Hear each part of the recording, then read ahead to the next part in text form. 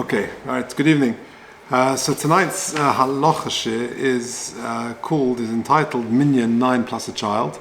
It's a very interesting topic. It's related to this week's Parsha. I didn't actually put it on the sheet. If you're listening online, please email me at j.golker@gmail.com.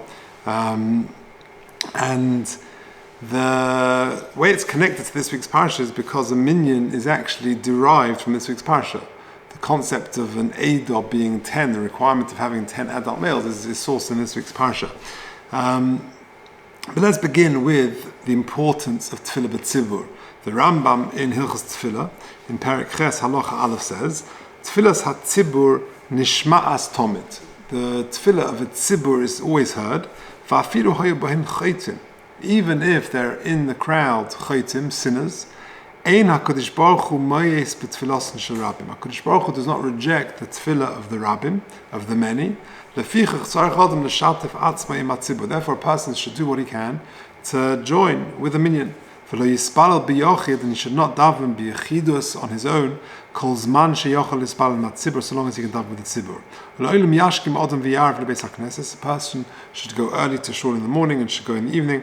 She'ein tfilasan nishma'as. Tefillah is heard if it comes from a shul. V'chol mi sheyesh lo beis hakneses be'irei, and anyone who has got a shul in his locale, in his area, ve'eina mispalel, strong words coming up, imatzibur nikra shachein ra, he's called a shachein ra. Now, sorry, I'm just, for those online, okay, good. So there you have the Rambam. The Rambam says the importance of davening b'tzibur. Now, the Shulchan Aruch sets out what we all know. The Shulchan Aruch in Siman Nun Hey Sif Aleph says, Omrim Kaddish, v'ein Omrim Oso b'pachas miyud zucharim b'nei chorin gedolim. We say Kaddish, and we say, we daven, but we need 10 adult males. So interestingly, miyud zucharim b'nei chorin gedolim. You need 10 people. You need males, you need B'nei Chorin as opposed to Avodim, and Gedolim as opposed to Ketanim. Now, the question really is, what about 9 plus a child? So the Shulchan Aruch says, Yesh matirin, it's in Sif Daled of that siman, Yesh matirin lo medov shebedusha b'tisha v'tziruf kotan. Amazing. That people, the Shulchan Aruch is writing, that you could have 9 people. There are those who allow 9 men with a child, who's older than 6 years old, and he knows to whom he is davening. But the greats in the generation have not agreed to this. Now, says the Ramah, arguing with the Mechaber, the first opinion in the Ramah is that even with a child holding a chumash, there are those who are mekel b'shas adchak. Now, where does this come from? What is this all about? Since when can a child count as a minyan? 9 plus a child, where does it come from? So the sources of Gemara and Brachas. The Gemara and Brachas, Mem Zayin Amud Beis says, it lists a whole bunch of very extenuating circumstances, and one of them is, Amar Rav Huna, Tisha v'Aron mitzdarfin. 9 plus the Aron, i.e. the Aron in the Kodesh Kedoshim, counts as the minyan. Omnir of Nachman v'Aron Gavrahu. Since when is an Aron a human being? How can he count as the 10th person? And there is another Gemara which says there that a child, even a child in a cot, could count. And the Gemara says the halacha is not like this. However, Tosfos says, and this is Tosfos on the next Amud, v'yesh mitzarfin kotan l'tfilah rak shei chumash b'yadeh. Tosfos says there is an opinion which says that this particular case does work. That if you have 9 plus a child, that the Shekhinah will come to that setting, and that will work. However, Tosfos then carries on and quotes the Rabbeinu Tam, one of the famous Baalei Tosfos. For Rabbeinu Tam, the minhag shtusu. This is a crazy, foolish minhag. In the same way that we reject the premise that an Aron is a human being and cannot be the 10th man to join for the minyan. Since when can a chumash be a gavra held by a child? Now, the question really is, what is the halacha nowadays? What is the halacha nowadays? Do we ever reckon this possibility that a child can count for a minyan. The Ramah says yesh nagin lahakel b'shas hadchak. So the question really is, what is a shas hadchak? When could there be a scenario that it's so extenuating that we allow a child to join and to be our 10th man? And that's really what the post can grapple with. Let's start with the Mishnah Berurah. This is in paragraph 5. The Mishnah Berurah says, b'shas hadchak, rotzalema, afilu b'li chumash. Even without him holding a chumash, just the very presence of the child there, u'chadas hayesh matir, and not like the Ramah is matir. V'davke echod v'lo beis. The whole heter is only one and not two.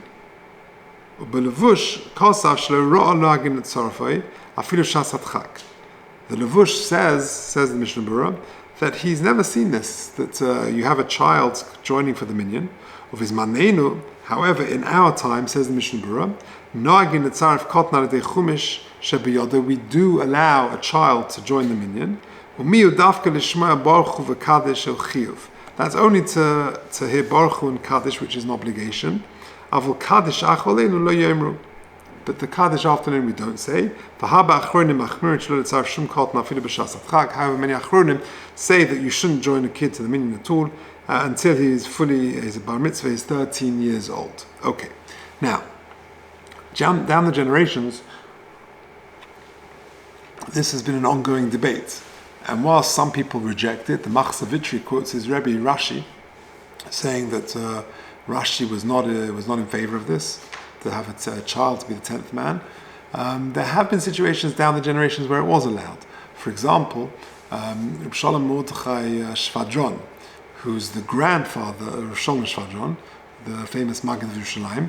He originally is from Hungary, and he was asked by a small group of people who were breaking away from their main shul. They were worried about the reform leanings of their shul, and they wanted to break away and have a more traditional minyan, and they struggled, but they knew they'd have 9 plus a child, and he was matter that. He said that's a shas hadchak which would be acceptable. There were also cases where the Prussian, this is 100 years before that, in the early 1800s, when the Prussian came from Vilna, the Talmidim of the Vilna Gaon came to Yerushalayim, came to Eretz Yisrael, and they struggled with a minyan. When the Ramban came, many centuries earlier, he also struggled with a minyan. That's right. He got 2 brothers from Hebron to come join him for a minyan, to make a minyan. But in the 1800s, the first wave of people from Europe came, the Talmidim of the Vilna Gaon, and they couldn't find a minyan. They couldn't get a minyan, and they apparently were somech on this. But the question is, what is a shas hadchak nowadays? You can't get a minyan. That itself is obviously not a shas hadchak, because every situation when you want to join a kid to the minyan is that scenario. So what is a shas hadchak? So Ramosha Feinstein's got a very interesting tshuva. If you look at the bottom box of the page, he says, this is in Arachaim Chelik Beis Siman Yudches, B'dovim yesh lahachshiv shas hadchak. What constitutes shas hadchak? If you don't join the child to the minyan, the question, the scenario put to Rav Moshe was, if we don't join this 10th kid to the minyan, this child, then the minyan will disband. And that was on a permanent basis. This will be the end of this shul. Poshet, says Rav Moshe, shetzedek trumas hoidei, shezehu shas hadchak gomur. The disbanding of the minyan, the closing of this shul, is considered the shas hadchak gomur. Af sheyesh beis hakneses acher sheichol na mispalin lesham. In other words, there could be a shul, number 1, Golders Green Road. And down the road, there's dozens of shuls. But this shul is going to close down. You could go to lots of other shuls. Doesn't matter, says Rav Moshe. Because those who are a bit further away may not come to any other shul. They're that much further away. Even those who are living nearby, they don't like going to shuls which they're not familiar with. And these people may not go to shul, but be mispatel from tefillah b'tzibur and from kriyas haTorah. Turning over the page,